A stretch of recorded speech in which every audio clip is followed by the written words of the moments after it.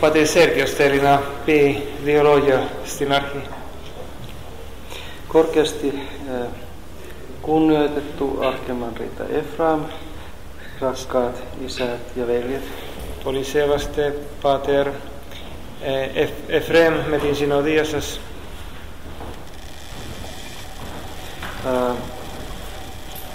Thermanasas Efaristiso ja ta thermalogia meta opiamas lehtikate. Kestintra apesake prinafto. On todella suurenmoista, että meillä on yhteyttä meidän pienen Suomen ortodoksen kirkon ja Aatosvuoren välillä. Ine ontos megalieblogia na ehume aftiin tine pikinonia metaksi tis mikrismas eklesias tis filantikis eklesias ketu ajuorus. Tämän Pyhänvuoren vaikutus meidän kirkon elämään on heijastunut jo vuosisatoja. I epiroitu ajuorus stin eklesiamas tinehume estanti iri chron poles eonis. Kaikkein tunnetuin esimerkki on pyhitä Arseni Konevitsaan, joka kirjoitteli täällä jonkin aikaa 1300-luvulla. Opiognostos ascitis san paradigma ine o aios Arsenios tu tis Konevitsa opios suuse kataton decato tetarto eona. Iloitsemme siitä, että hänen jälkeensä on tullut suomalaisia kirjoittelijoita viime aikoina myös tänne ja on konkreettisesti kuin isä Joosef. Oposton patera Josif ke merikusalus. Ton pyytää Arseni aikanaan poikaa.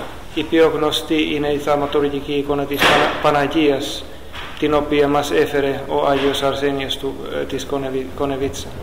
Ja näin tämän ikonin vaikutus heijastuu tänä päivänä hyvin siis Aattoksen valo ja pyhyys tätä kautta, tämän ikonin kautta on siirtynyt meidän maahamme ja vaikuttaa siellä.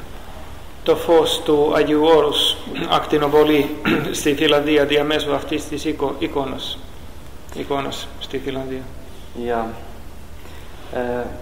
nyt ajattelinkin, että konkreettisena rukouksena, muistona ja tervehdyksenä meidän luostarista, uudesta valamosta, haluan jättää koko veljestöä arkimanrita Efraimille Jumalin Konevitsaisen ikonin toisenoin, joka on meidän maalla. Que tora celonasas doso digma epikinonias que epikinonias tis prosefisque agapis tin icona tis Panagias tu Konevitsa iopia ine antigrafo tu prototipu. Näin tämä ikoni tavallaan palaa takaisin. Me aftoton tropo afti ikona me tropon tina epistrefeto ajonoras. Vahvistakoon se meidän rukouksesta yhteyttä. Kylläpä te paperissa. Se on hieman erilainen kuin alkuperäinen. Tässä näette originaalin. Se on Liikontia ferite apoto prototipo edoine fotografia apoto prototipo ke edoine suurempi. Se on meidän luostarin isä Vladimirin maala. Tinopia ζωγράφης ο πατήρ Βλαντίμιρ από το μοναστήρι μας. Samoin tässä on ikonikalenteri, jonka jätän tämä on amerikkalaisten tekemä, mutta meidän ikona uudesta valamosta. Επίσης σας αφήσω αυτό το ημερολόγιο το οποίο τυπώθηκε στην Αμερική αλλά περιέχει τις εικόνες του μοναστηρίου μας. Osa näistä ikoneista on tullut vierailulle Tessalonikiin ja siellä avataan perjantaina tällainen ikoninäyttely Uudenvolalla. Στην Θεσσαλονίκη γίνεται μια έκθεση των εικόνων της Ιεράς Μονής μας την Παρασκευή. Yli 30 εικόνα.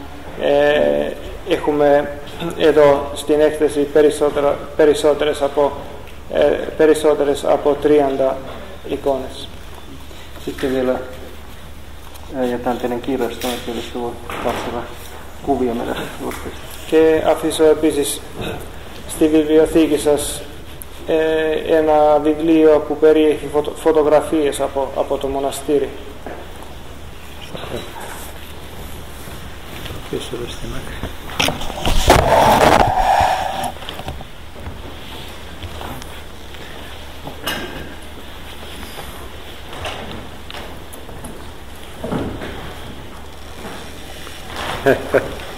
Πλουτίσαμε σε εικόνες.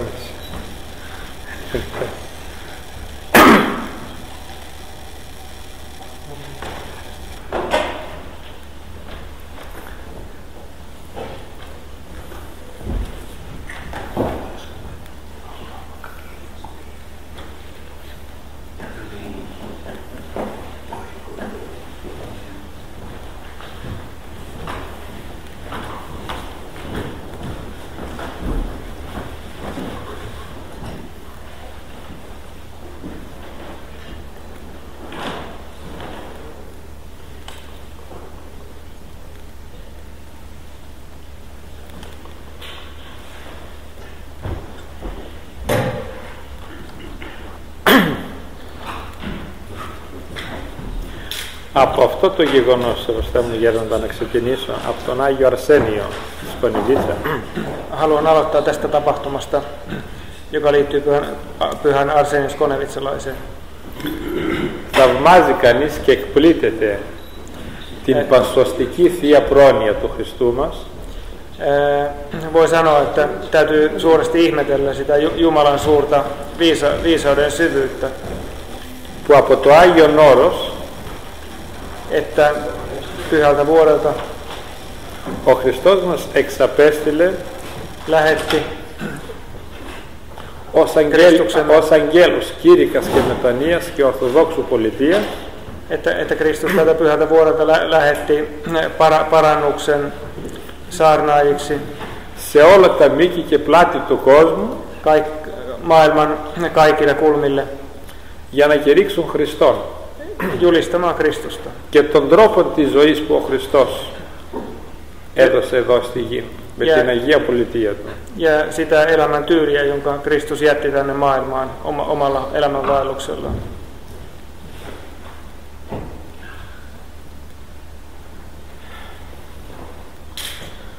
Αυτή από ιστορικής πλευράς η αναφορά είναι συγγένεια πνευματική. Tämä historiallinen tapahtuma on se on αυτό το πράγμα μας συγγενεύει μέσω του Αγίου Αρσενίου και όχι μόνο του Αγίου Αρσενίου, οπότε του Αγίου Αντωνίου, του Αγίου Θεοδοσία από το Κίεβο και όλων των μεγάλων πατέρων. Eikä ainoastaan niin hänen tapauksensa, vaan kaikkien muidenkin suurten kirkoittelijaisia. Να έχουμε μια άμεση επικοινωνία και οι εκκλησίες μας και τα μοναστήριά μας και οι ψυχές μας. Näin meidän kirkoillamme, meidän seurakunnillamme, luostareillamme, sieluillamme on tällainen välitön yhteys. Πριν από τόσους πολλούς αιώνες μέχρι σήμερα. Näin monien vuosisatojen jälkeen aina tähän päivään asti.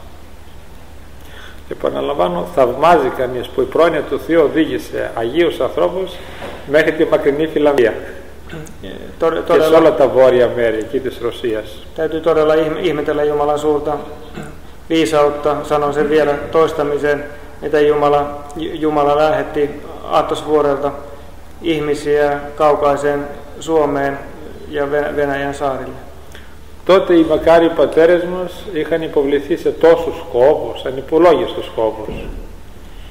Silloin meidän pyhät isämme niin kuin olivat niin kuin antaneet itsensä, jättäneet, omistautuneet monenlaisiin kilvoitusvaivoihin.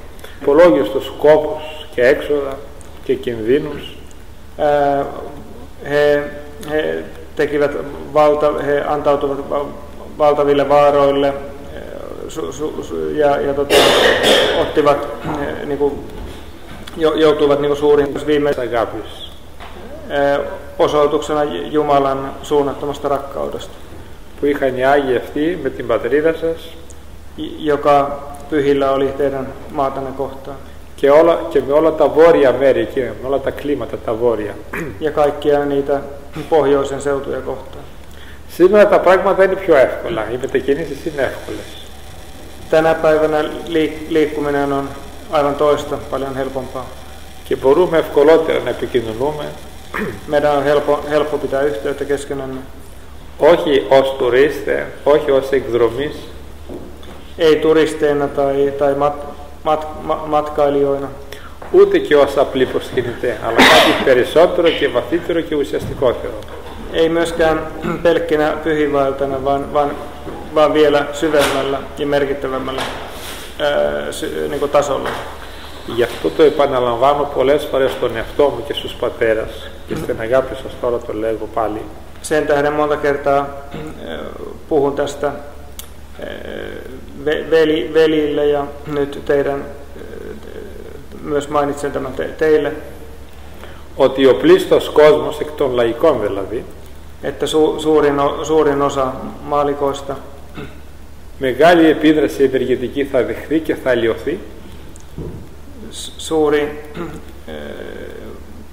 myönteinen ja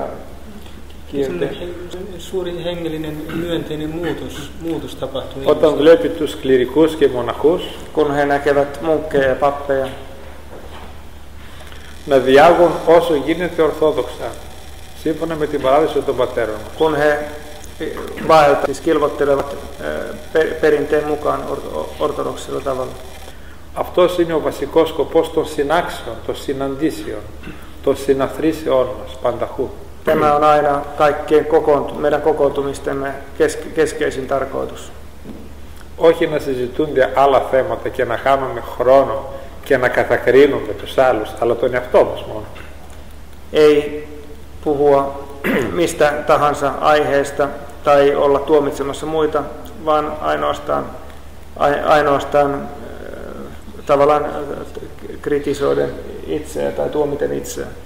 Θα γίνω πιο σαφής, θα σας πω ένα συγκεκριμένο παράδειγμα, ανωνύμως βέβαια.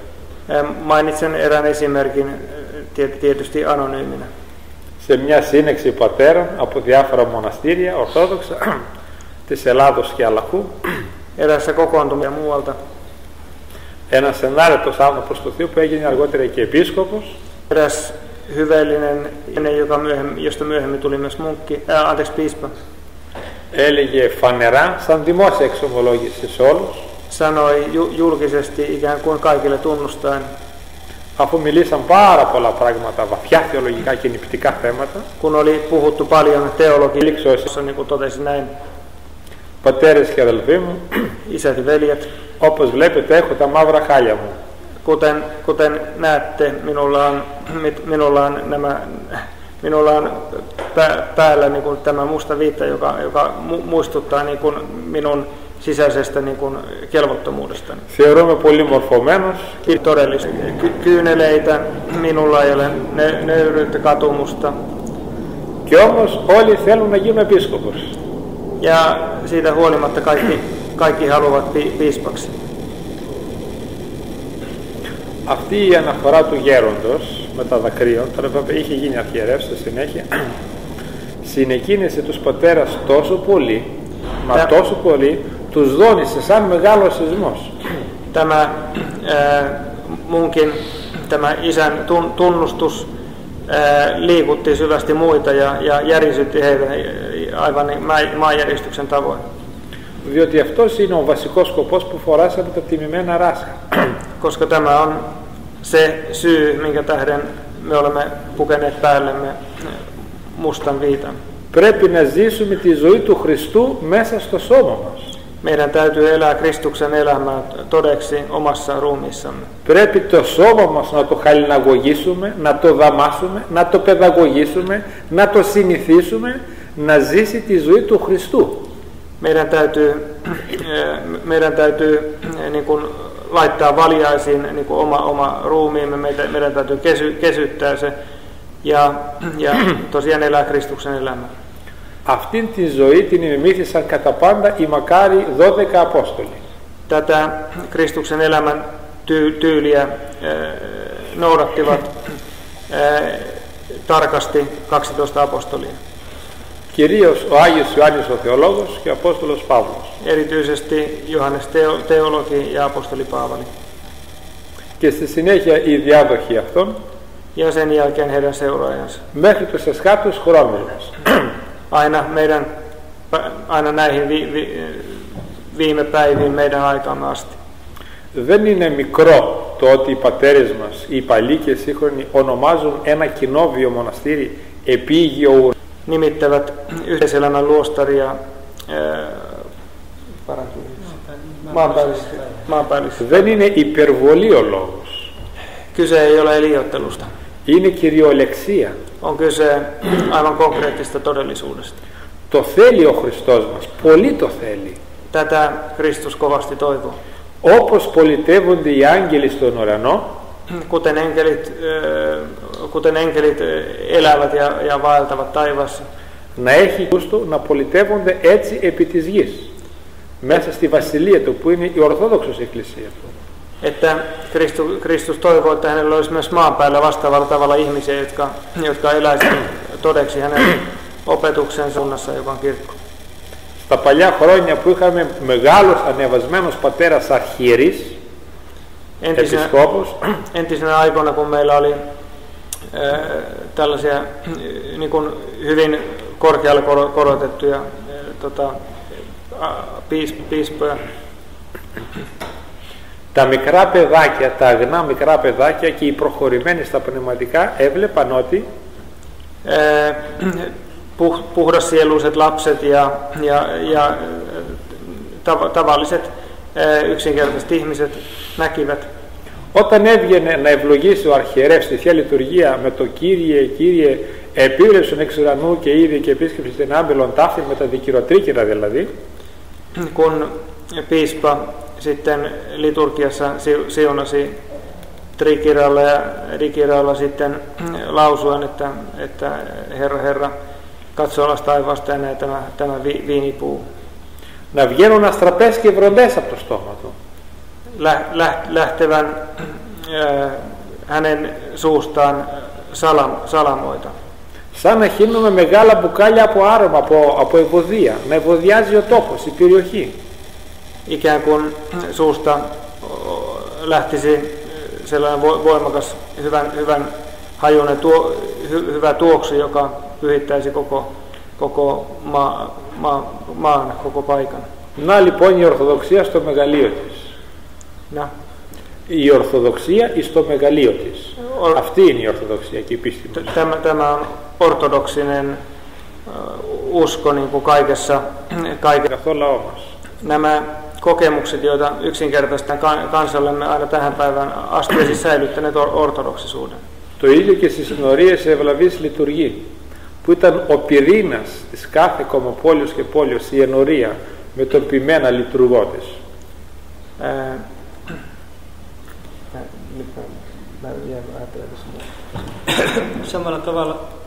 Samalla tavalla seurakunnissa hurskaat seurakuntien sielupaimenet, ne olivat niin kuin sellainen koko sen yhteisön sellainen kipinä ja keskus.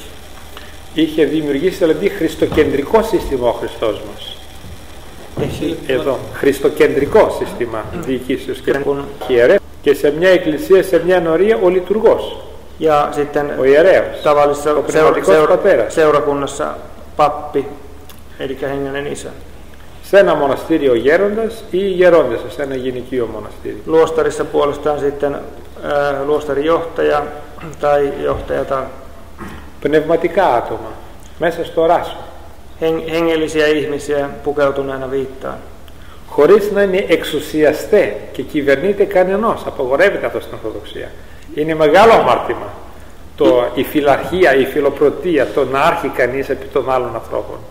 Ilman että kukaan niin kuin, olisi hallitsemassa toista, sillä toisen hallitseminen on suuri synti, kaikenlainen pyrkimys tosiaan niin kuin, siihen, että olisi jollain lailla ylitse muiden. Διότι έχουμε θέσεις διακονίας, ταπεινής διακονίας, όχι εξουσίας και κυβερνήσεως επί των άλλων μας συνανθρώπων. Sillä meillä on niin kuin, kuuliaisuustehtäviä eikä mitään tällaisia valta-asetelmia. Εάν βγάλουμε τους μεγάλους πειρασμούς, τις μεγάλες λήψεις που είναι φυσικό ακόμη να μας συνέχουν επειδή είμαστε ακόμη εμπαθείς και ατελείς, αν εξαιρέσουμε, jos suljemme pois erilaiset kiusaukset, jotka meitä kohtaavat. Erityisen suuret kiusaukset ja murheet. Που αναγκάζονται οι υπεύθυνοι να ομιλήσουν κατά ανάγκη, τέλος πάντων, έστω και επιτυδευμένα πολλές φορές πιο έντονα, πιο δυνατά, όχι σαν εξουσία, αλλά διότι έτσι πρέπει να γίνουν τα πράγματα. Joissa tapauksissa sitten vastuussa olevien henkilöiden täytyy puhua niin kuin voimallisemmin ja sitten jossain määrin και ποιος είναι ηγέτης και ποιος είναι υποτακτικός, διότι όλοι έχουν μια θέση διακονίας. Mutta nämä poikkeukset poissulkien, niin luostarissa ei voi niin kuin havaita sitä, kuka luostarissa on johtaja, kuka kuuliaisuusveli ja kuka ylempi, kuka alempi. Όπως οι μέλισσες δηλαδή, όλοι προσπαθούν να κάνουν το μέλι των αρετών, του Αγίου Πνεύματος, μέσα στην καρδιά μας. Εδώ είναι η κεψέλη, η πνευματική κεψέλη μας. Aivan samoin kuin mehiläispesässä, jossa jokaisen tehtävä on valmistaa mettä, niin luostarissakin jokainen sydämessään koittaa tuottaa sitten hengellisellä tavalla tätä. Και επειδή είμαστε των εσχάτων χρόνων, ja koska me olemme todella aivan viimeisten aikojen munkkeja, και έχουν προφητεύσει μεγάλοι πατέρες της Εκκλησίας μας για μας τους τελευταίους μοναχούς, ja entisaikojen isät ovat ennustaneet meistä viimeisten aikojen munkeista. Ο Άγιος Νίλος, ο Μυροβλήτης, ο Αγιορείτης, Pyhä Niilos, aattoslainen, mirhavuorottaja, και στους τελευταίους χρόνους ο Άγιος Ιγνάτιος, ο Μπρατσιανίνος, ja näinä vielä lähempänä meitä olevina aikoina Pyhä Ignatius Briancianino, που ήταν τόσα χρόνια εκεί γέροντας σε ένα μοναστήρι έξω από την Αγία Πετρούπολη, joka oli monia vuosia ohjaajan vanhuksena Pietarin ulkopuolella. Και αργότερα, όπως ξέρουμε, έγινε αρχιερέας. Ja myöhemmin hänestä tuli Αυτός προφήτευσε πώς θα είναι ο μοναχισμός στους τελευταίους χρόνους. Hän ennusti millä lailla sitten viimeisinä aikoina, millaisia ovat munkit viimeisinä aikoina ja munkilaisuus. Είχε την αγωνία αυτός ο Άγιος άνθρωπος του Θεού. Πώς θα πολιτεύονται οι εκκλησίες, οι ποιμένες, οι μενόμενοι, οι άρχοντες, οι κυβερνόμενοι, ο στρατός, ο απλός λαός μας, τα παιδιά μας, πώς θα πολιτεύονται σε εκείνες τις ημέρες. Hänellä oli suuri huoli siitä, miten niinä vaikeina viimeisinä aikoina munkit ja uskovat ja eri säätyihin kuuluvat sitten kristityt, niin kuin vanhat ja nuoret kilvoittelevat ja vaeltavat. Και ξέρετε, είναι θαυμαστό πράγμα να γνωρίζει κανείς τόσα πράγματα και να μην κατακρίνει κανέναν και να μην σκανδαλίζεται από κανέναν και να μην απεχθάνεται κανέναν. Ja tiedättekö, on erittäin suuri asia, että henkilö, joka tietää niin paljon, ei tuomitse ketään, ei halveksi ketään, ei vähättele ketään. Διότι η αυτομεμψία τον έχει απαγορεύσει αυτό το διακόνημα να ασχολείται με τους άλλους. Sillä itsensä syyttäminen niin kuin estää tai suorastaan kieltää niin kuin tällaisen suhtautumisen toisiin ihmisiin. Λοιπόν, αυτός ο Μέγας Στάρετς, ο Άγιος Ιγνάτιος ο Πρατισιανίνος, επιμένει Tämä suuri, että jatkuvan säännöllisen myös sitten ruumiillisen vaivannäön, eli niin kuin omassa ammatissa niin kuin toimimisen kautta. Κλήρος και λαός και ο μοναχισμός, papisto ja maallikot, munkit ja maallikot. Όχι μόνο θα σωθούν, μπορούν να σωθούν, αλλά να φτάσουν και σε μεγάλα μέτρα πνευματικά. Eivät ainoastaan voi pelastua, vaan voivat myös kohota niin kuin suureen pyhitykseen niin kuin korkeutta. Ο ίδιος ξόδευε πολλές ώρες το 24ωρο, κυρίως τη νύχτα, στο να επαναλαμβάνει την ευχή του Χριστού, το Κύριε Ιησού Χριστέ ελέησόν με. Hän itse käytti hyvin paljon aikaa, erityisesti yöllä, toistaessa Jeesuksen rukousta. Είναι από τους πολύ αγαπητούς μας Αγίους. Hän on yksi erittäin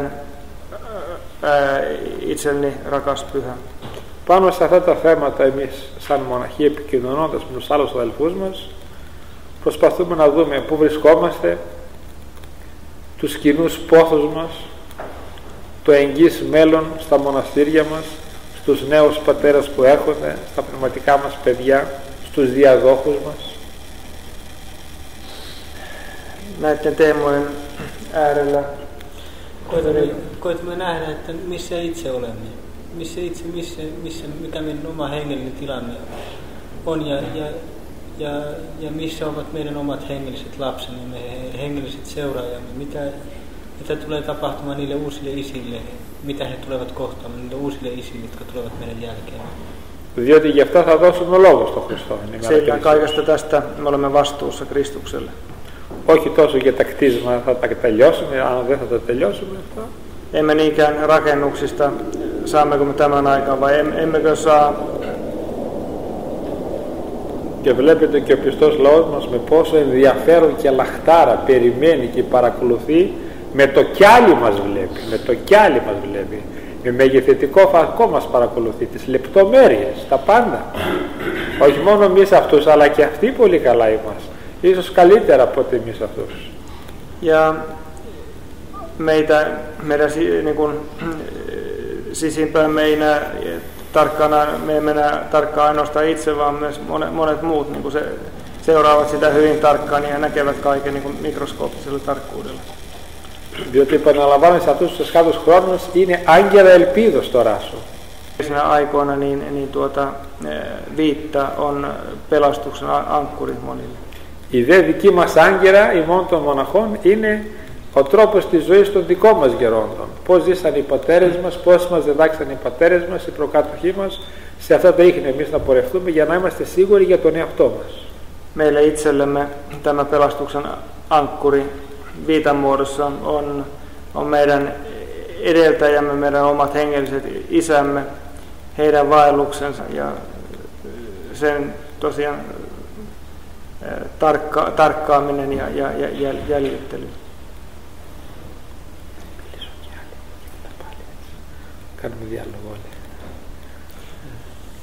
No niin, isä Efrem toivoo, että vaihdamme ajatuksia laajemminkin.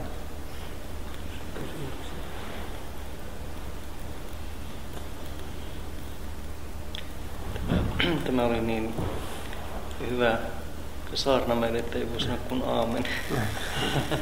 Βλέπετε νοσταλγώ τους παλιούς πατέρες, έτσι. Ήθελα να είμαι σε άλλη εποχή να ζήσω, αλλά δυστυχώς. Τι είπατε Γέροντα? Είπε ότι αυτό το ήταν σαν κήρυγμα σε μας και δεν μπορώ να πω τίποτα άλλο παρά το αμήν.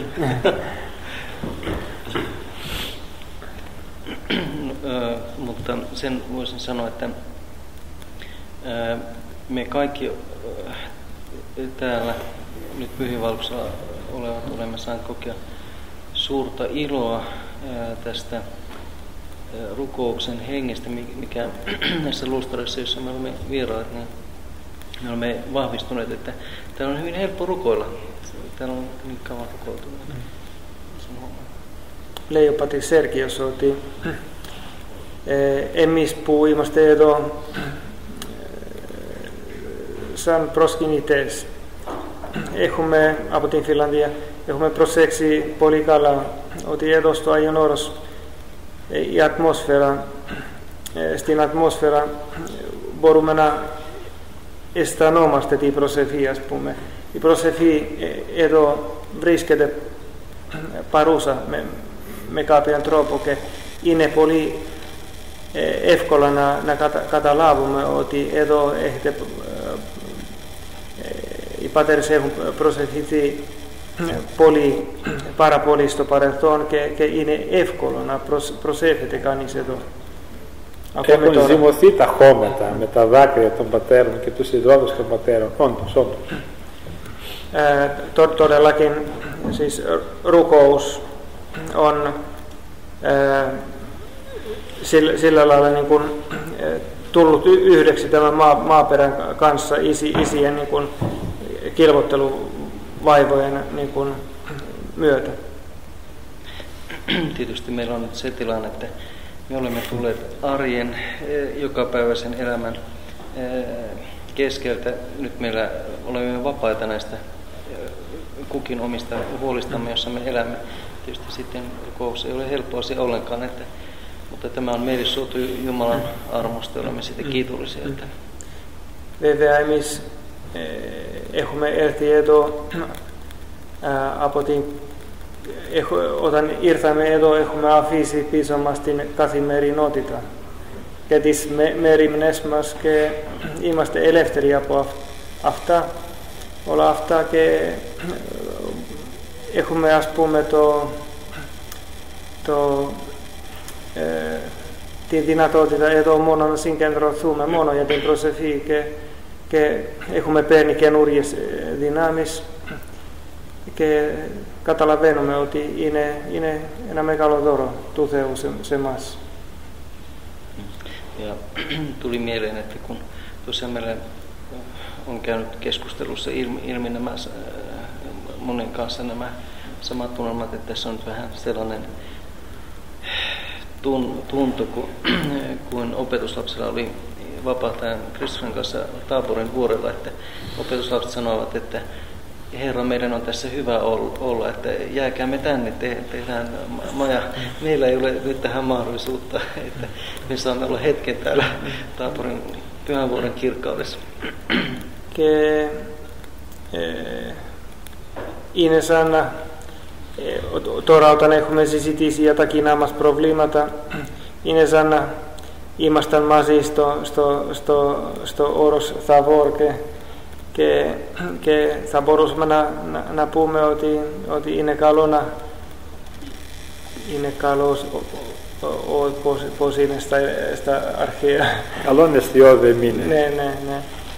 Αλλά εμείς πρέπει βέβαια να επιστρέψουμε στη Φιλανδία, αλλά τέλος πάντων τώρα είναι.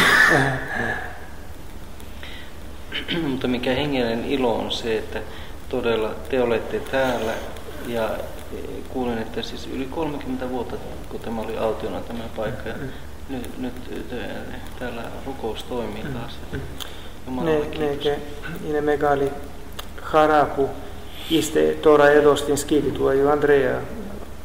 Αν δεν κάνω λάθος, άκουσα ότι αυτή η σκήτη δεν κατοικόταν σε 30 χρόνια και τώρα πάλι εδώ υπάρχει μοναχούς και κάνετε προσευχή, δηλαδή αναβιώνεται ο τόπος. Tähän rukoukseen voisi jatkaa tähän rukouksen teemaan. Nyt kun olemme olleet kaikki täällä, niin se meidän rukouksemme, jota täällä olette rukoilevan, niin jää tänne ja sitten kun menemme takaisin sinne, kun rukoilen omassa pienessä kirkossa, jossa on tuo Arseni Konelisalaisen ikoni, tai tekemään pyhän liikkeen, niin minun kirkko on nimeltään sen ikonovitsalaisen mukaan Pihtykirkko. Sitten siellä on tuo ikoni. Niin rukoilen siellä, niin tiedän, että täällä on ihmisiä, jotka ovat nähneet minut, olen rukoillut heidän kanssaan ja heidän ajatuksensa varmasti tulevat joskus myöskin minun puolelle. Kuka oli se mies, joka täällä kävi? Se joskus käy heidän mielessään samalla tavalla kuin minä rukoilen siellä. Kun näen tuon ikonin, niin aina muistan, että olin täällä ja rukoilin teidän kanssa. Rukoilen teidän puolestanne sitten siellä. Meillä Patir Georgios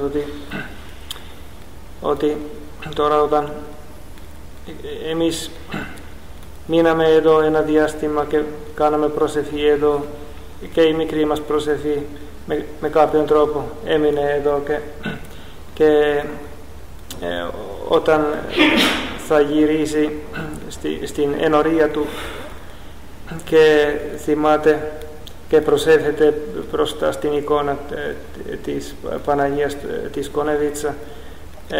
Πολλές φορές είναι πιθανό να έρχεται στο νου του οι μέρες που πέρασε εδώ στο Άγιον Όρος και έκανε κοινή προσευχή με τους Αγιορείτες πατέρες και έφεται ότι επίσης εσείς μερικές φορές τον θυμάται και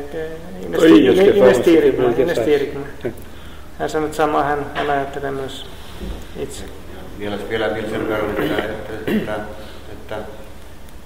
että se tapahtuu vielä samanaikaisesti. Kun minä toimitan ehtoopalvelusta siellä pienessä kirkossa, niin se samanaikaisesti toimii myöskin täällä. Teemme sen nyt täällä. Ehtoopalveluksen. Esimerkiksi.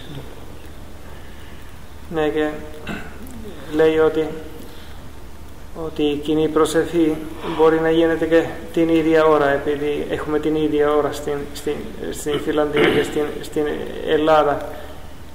Τον Εσπερινό τον κάνουμε παραδείγματος χάρη την ίδια ώρα. Στις 5? Ναι. Στις 5, μερικές φορές στο μοναστήρι στις 6, αλλά στις ενορίες καθημερινώς. Είναι στις ώρες μαζί μας. Ναι. Και 5 και 6.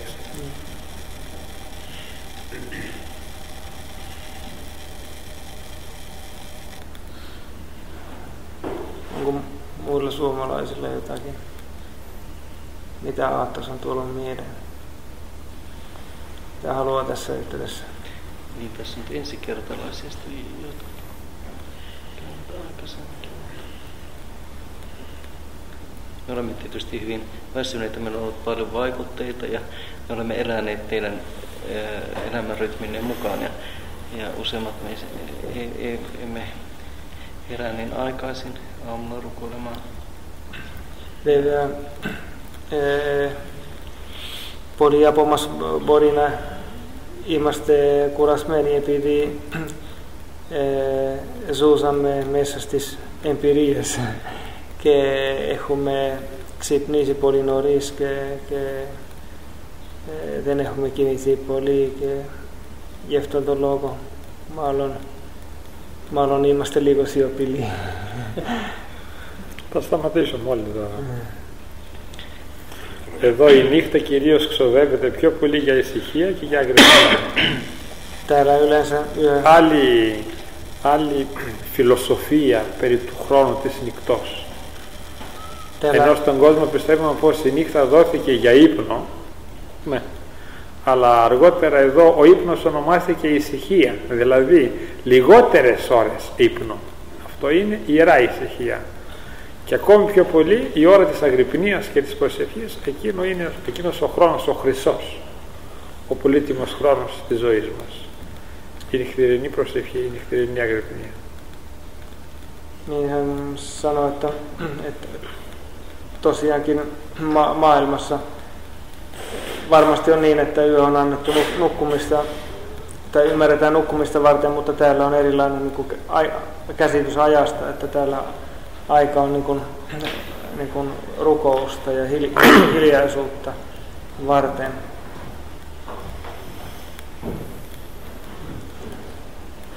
Pahvihan sanoi, että meidän palvomisen ja rukouksen aika on meille se kultainen ajanjakso päivässä.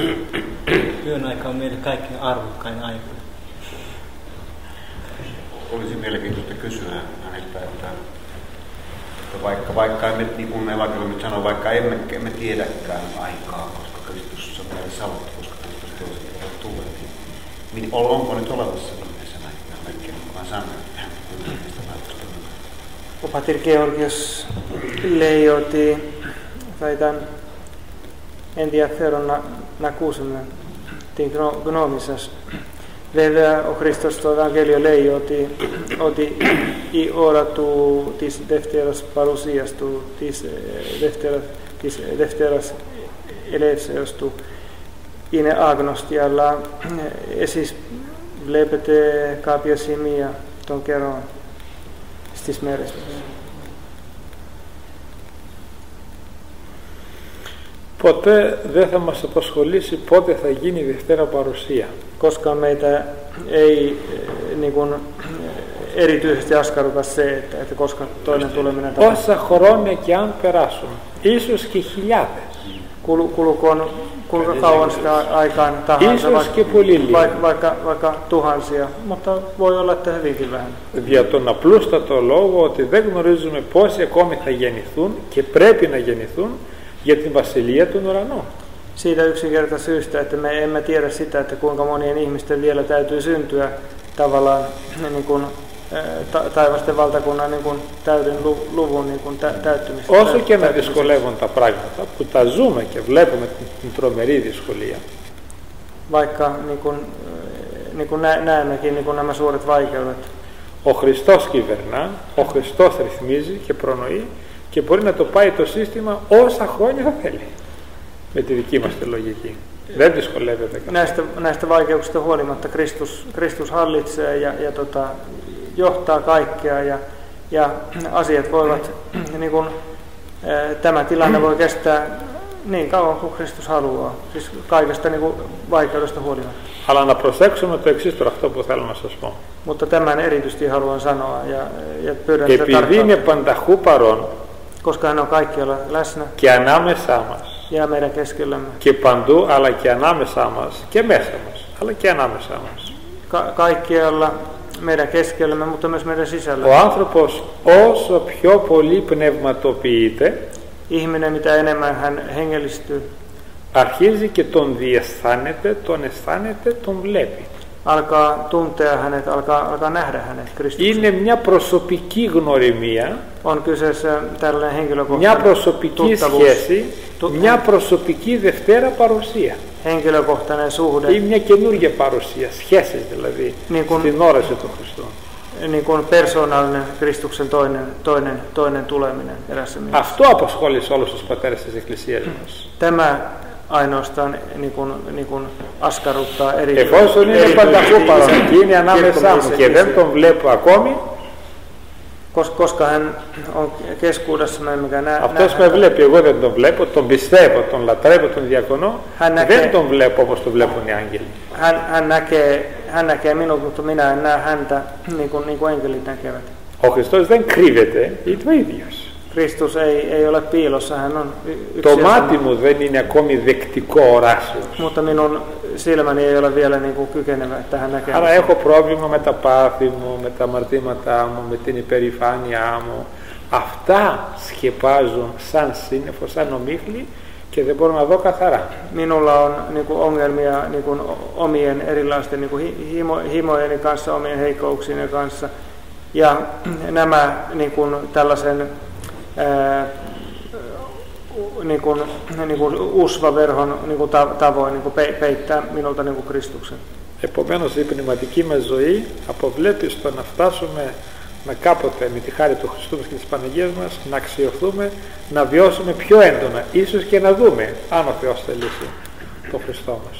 Ja hengellisen elämän päämäärä on se, että me niin kuin eläisimme niin kuin todemmin Kristuksen niin kuin läsnäolon ja ehkä tulisimme joskus kykeneväksi jopa näkemään hänet. Αμήν. Ίσως και αύριο θα μιλήσω, να έχουμε λίγο χρόνο. Ehkäpä huomenakin vähän keskustella, jos meillä on aikaa. Το βράδυ θα αρχίσουμε στις 4 η ώρα. Illalla aloitamme 4. Siis aamulla, anteeksi. Θα είναι μεγάλη χαρά και ευλογία αύριο, Γέροντα, Αγίοι Πατέρες. Huominen palvelus ja huominen päivä on suuri siunaus. Θα σας χαρούμε περισσότερο, πιο πανηγυρικά μέσα στο στανό και στη Θεία Λειτουργία. Me iloitsemme teidän läsnäolosta niin kuin entistä intensiivisemmin pyössä liturgiassa. Θα δοξαστεί ο Χριστός σε όλες τις γλώσσες. Kristus tulee ylistetyksi kaikilla kielillä. Αμήν. Πάμε να ησυχάσουμε.